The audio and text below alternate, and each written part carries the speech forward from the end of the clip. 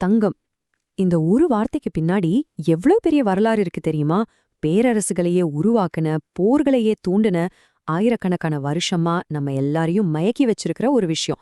ஆனா அதோட உண்மையான கதை நாம நினைக்கிற மாதிரி இந்த பூமியில தொடங்கல. அது எங்கேயோ தூரத்துல நட்சத்திரங்களுக்கு நடுவுல தொடங்குது. யோசிச்சு பாருங்க, உலகின் வரலாறுங்கிறதே தங்கத்தோட கதை தான் அப்படின்னு சொல்றாங்க.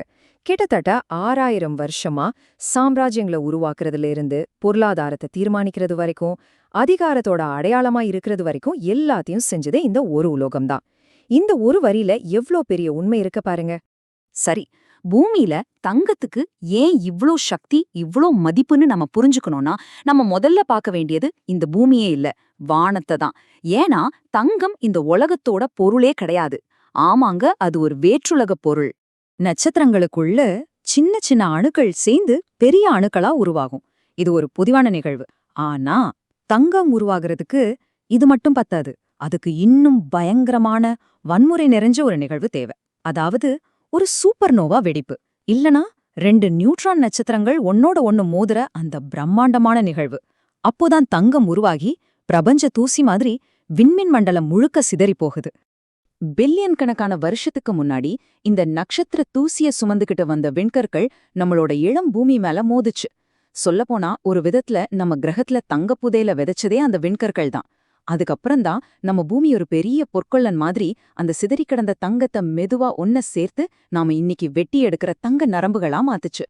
சரி வாங்க, இப்போ பூமிக்குள்ள கொஞ்சம் ஆழமா போய் பாப்போம். இந்த கிரகம் எப்படி ஒரு பொற்கொள்ளனா மாறுச்சுன்னு ஒரு புவியியலாளர் கண்ணோட்டத்திலிருந்து பார்க்கலாம். இது ஒரு மெதுவான ஆனா ரொம்ப சக்தி வாய்ந்த ஒரு செயல்முறை. முதல்ல பூமிக்கு அடியிலிருந்து உருகிய பாறை, அதாவது மேக்மா, உலோகங்களையெல்லாம் மேல தள்ளுது. அப்போ அதிகமா சூடாக்கப்பட்ட நீர் இந்த உலோகங்களையெல்லாம் கரைச்சு பாறைகள்ல இருக்கிற சின்ன சின்ன பிளவுகள் வழியா மேல கொண்டு வருது. அப்புறம் அந்த நீர் குளிர்ச்சி அடையும் போது அதுல கரைஞ்சிருந்த தங்கமும் குவாட்ஸும் ஒன்னா சேர்ந்து படிகமாகுது. இப்படிதான் தங்க நரம்புகளே உருவாகுது. கடைசியா மழை, காத்துனால ஏற்படுற அரிப்பு இந்த நரம்புகளை பூமிக்கு மேல கொண்டு வருது. அப்பதான் தங்கம் ஆறுகள்லயும் நீரோடைகள்லயும் கலக்குது. பல மில்லியன் வருஷங்கள் எடுக்கிற ஒரு ப்ராசஸ் இது. பாருங்க, எவ்ளோ அழகா இருக்கு. இதுதான் இயற்கையா கிடைக்கிற படிகத்தங்கம். ஒரு செடியோட இலை மாதிரி, பெரணி மாதிரி மென்மையான வடிவத்துல உருவாகியிருக்கு. இதனாலதான் ஆன்ஷியன் காலத்துல சில மக்கள் தங்கம் ஒரு செடி மாதிரி வளருதுன்னு கூட நம்பினாங்க. இது ஒரு உலோகத்தை விட ஒரு கலைப்படைப்பு மாதிரி தான் தெரியுது இல்லையா? முதல் மனிதனோட கைப்படுறதுக்காக பூமிக்கு அடியில காத்துக்கிட்டு இருந்த தங்கத்தோட தூய்மையான வடிவம் இதுதான். இப்போ இந்த பிரபஞ்ச உலோகம் பூமிக்குள்ள உருவாகிடுச்சு. அடுத்ததா மனிதர்களோட வரலாற்றுக்குள்ள அது எப்படி நுழைஞ்சது? பெரிய பெரிய சுரங்கங்கள் வெட்டி இல்ல, ரொம்ப சிம்பிளா ஒரு ஆத்துல ஒரு தட்டை வச்சு எப்படி நம்ம முன்னோர்கள் தங்கத்தை முதல்ல சந்திச்சாங்கன்னு பார்க்கலாம் வாங்க. யோசிச்சு பாருங்க, ஒரு ஆத்துல நீங்க நடந்து போறீங்க. அப்போ தண்ணிக்கு அடியில ஏதோ பலபலன்னு மின்னுது. முதல்ல இத பார்த்த பண்டைய கிரேக்கர்கள் என்ன நினைச்சிருப்பாங்க? அவங்க இது சூரியனோட ஒளியும் ஆத்தோட நீரும் சேர்ந்து உருவாக்குன ஒரு தெய்வீகமான பொருள்னு நம்பினாங்க. அந்த காலத்துல அவங்க எவ்ளோ புத்திசாலித்தனமா இருந்திருக்காங்க பாருங்க. கிரீக்கு புராணங்கள்ல வர்ற கோல்டன் ஃப்ளீஸ், அதாவது தங்க ஆட்டுத்தோல் கதை உங்களுக்கு தெரிஞ்சிருக்கும். அந்த கதைக்கு பின்னாடி ஒரு உண்மையான டெக்னிக் இருக்கு. ஆத்து தண்ணியில வர்ற சின்ன சின்ன தங்கத் துகள்களை பிடிக்கிறதுக்காக செம்மறி ஆட்டுத்தோள்களை தண்ணிக்குள்ள விரிச்சு வைப்பாங்களாம். அந்த தோல்ல தங்கம் ஒட்டிக்கும். இந்த ஒரு எளிய முறைதான் ஒரு பெரிய புராண கதையா மாறிடுச்சு. இன்னைக்கு நாம தங்கத்தை ஒரு முதலீடா, பணமா பாக்குறோம். ஆனா அந்த காலத்துல அப்படி இல்ல. உலகம் முழுக்க தங்கத்தை அதோட பண மதிப்புக்காக இல்ல, அதோட தெய்வீக சக்திக்கு தான் கொண்டாடினாங்க. எகிப்தியர்களுக்கு அது கடவுளோட உடம்பு, சூரியனோட நிறம். இங்காக்களுக்கு அது சூரியனோட கண்ணீர். மெசபடோமியாவுல தூர தேசங்களுக்கு வணிகம் செய்ய ஒரு நம்பிக்கையான பொருள். கிரீக்கர்களுக்கு அது சாகாபரம் பெற்ற கடவுள்களோட பெருமை.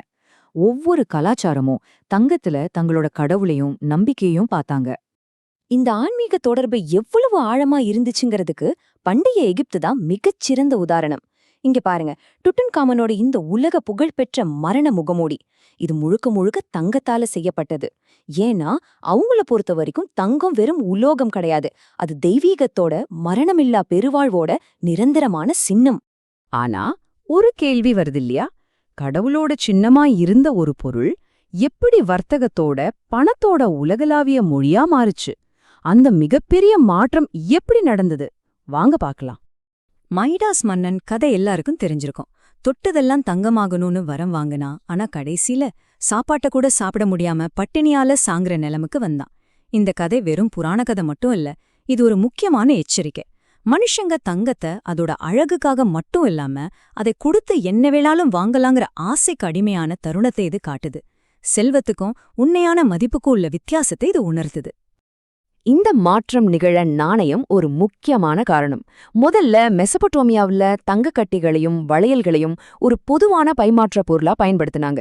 ஆனா கிமு 600ல லிடியா ராஜ்யம்தான் முதல்ல அதிகாரப்பூர்வமான நாணயங்களை உருவாக்குனாங்க. இது ஒரு மிகப்பெரிய புரட்சி. ஏன்னா அதுவரைக்கும் ஒரு புனிதமான பொருளா இருந்த தங்கம் இப்போ அரசாங்க உத்தரவாதத்தோட எல்லாரும் ஏத்துக்கக்கூடிய ஒரு வர்த்தக கருவியா மாறிடுச்சு. ஆனா ஒன்னு தெரிஞ்சுக்கணும், தங்கத்தோட மதிப்பு எல்லா இடத்துலயும் ஒரே மாதிரி இருக்கல்ல. உதாரணத்துக்கு பண்டைய சீனாவுல ஜேட் அல்லது பச்சை கல்ல தான் செல்வத்தோட உச்சபட்ச சின்னமா பார்த்தாங்க. தங்கத்தை வெறும் அலங்காரத்துக்கு பயன்படுத்துற ஒரு மஞ்சள் உலோகம்னு தான் நினைச்சாங்க. ஆனா அதே நேரத்துல மெசபடோனியாவுல தங்கம் தான் வர்த்தகத்தோட ஆதாரம், செல்வத்தை சேமிச்சு வைக்கிற ஒரே வழி. இதுல இருந்து என்ன தெரியுது? ஒரு பொருளோட மதிப்புங்கிறது அந்தந்த கலாச்சாரம் அதுக்கு கொடுக்கற முக்கியத்துவத்தை பொறுத்ததுதான். தங்கத்து மேல ஆசை அதிகமாக அது அடையறதுக்கான வழிகளும் கொடூரமா மாறுச்சு. ஒரு காலத்துல கடவுளுக்கு காணிக்கையா இருந்த தங்கம் இப்போ அதிகாரத்துக்கான கருவியா மாறிப்போச்சு. இந்த மாற்றத்தோட உச்சகட்டத்தை நம்ம ரோமானிய பேரரசுல பார்க்கலாம். அவங்க தங்கத்துக்காக இந்த பூமியோட அமைப்பையே மாத்த துணிஞ்சாங்க. ஆத்துல தங்கம் அழிக்கிறதோட ரோமானியர்கள் நிறுத்திக்கல. அவங்க ஒரு படி மேல போனாங்க. பூமிக்கு அடியில சுரங்கங்கள் தோண்டி கடினமான பாறைகளையே இந்த மாதிரி இரும்பு ஆப்புகளையும் சுத்தேல்களையும் வச்சு உடைச்சு தங்கத்தை எடுக்கிற தொழில்நுட்பத்தை அவங்க உருவாக்குனாங்க. ஆனா அவங்களோட உச்சபட்ச டெக்னிக் இதுதான், ரூயினா மாண்டியம். இதுக்கு அர்த்தம் மலைகளை அழிப்பது. இது ஒரு ஹைட்ராலிக் சுரங்க முறை. தங்க படிவுகள் இருக்கிற ஒரு மலையையே சரிச்சு அடிச்சுட்டு போறதுக்காக பெரிய அளவுல தண்ணி அந்த மலை மேல பாய்ச்சுவாங்க. இது வெறும் சுரங்கம் தோன்றதில்ல, உண்மையிலேயே மலைகள் மேல போர் தொடுக்கிற மாதிரி. மனித வரலாற்றிலேயே இது ஒரு பிரம்மாண்டமான சுற்றுப்புற பொறியியல் பேரழிவுன்னே சொல்லலாம். இந்த படத்துல பாக்குறீங்க இல்லையா, இது ஸ்பெயின்ல இருக்கிற லாஸ் மெடுலாஸ்ங்கிற இடம். இந்த நம்ப முடியாத விஷயத்த செய்யறதுக்காக பல மைல் தூரத்துக்கு கால்வாய்களை கட்டி தண்ணிய கொண்டு வந்து ஒரு மலையையே கரைச்சிருக்காங்க. அவங்களோட தங்க தேவைக்காக இந்த பூமியோட தோற்றத்தையே நிரந்தரமா மாத்திட்டாங்க ரோமானியர்கள். 110 கிலோ. ஒரு நிமிஷம் யோசிச்சு பாருங்க, 110 கிலோ தங்கம். இது வேற எதுவும் இல்ல, எகிப்திய மன்னன் துட்டன் காமனோட உள்சவப்பெட்டியோட எடை. அந்த காலத்து நாகரிகங்களால எவ்வளவு பெரிய செல்வத்தை ஒன்னா சேர்க்க முடிஞ்சதுங்கிறதுக்கு இது ஒரு திகைக்க வைக்கிற சாட்சி. இதுதான் தங்கத்தை மத்த எல்லா பொருட்களிலிருந்தும் தனித்துவமாக்குது.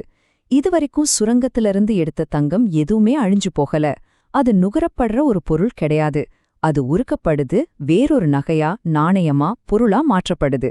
தன்னோட வரலாற்றை சுமந்துகிட்டே ஒரு தலைமுறையிலிருந்து அடுத்த தலைமுறைக்கு கைமாறிக்கிட்டே இருக்கு. தங்கம் அழியாதது. நட்சத்திர தூசியில ஆரம்பிச்சு சாம்ராஜ்யங்கள் வரைக்கும் தங்கத்தோட கதை உண்மையில நம்மளோட கதை தான். நாம எதுக்கு மதிப்பு கொடுக்கறோம், எதுக்கு ஆசைப்படுறோங்கிறதோட ஒரு பிரதிபலிப்பு தான் அது.